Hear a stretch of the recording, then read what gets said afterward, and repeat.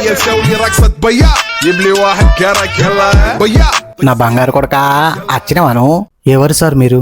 ఈ సమాధి నాదే కొడుక. సచిన్ ఎలా అవుతుంది? మర్చిపోయినావా నన్ను? నా దినం రోజు మటన్ పెడితే బొక్కలన్నీ ఎరకపోయి నీ కుక్కకెట్టినవు. సార్ అది మీరేనా?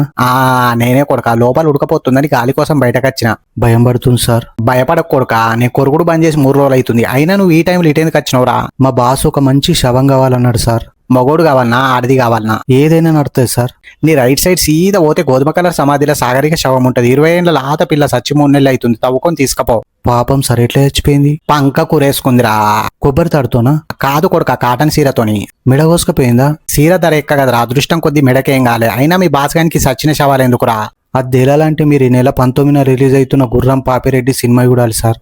మంచి డార్క్ కామెడీ సినిమా. తప్పకుండా చూడురు సార్. అయితే నువ్వు ఈయన్నే ఉండు కొడుకు. అప్పటిదాకా ఇద్దరం కలిసిపోదాం. అద్దు సార్, లోపల ఉడకపోతుంది. ఏం కాదురా, 5 నిమిషాలు ఉండు. నేను అమెజాన్లో టేబుల్ ఫ్యాన్ ఆర్డర్ పెడతా.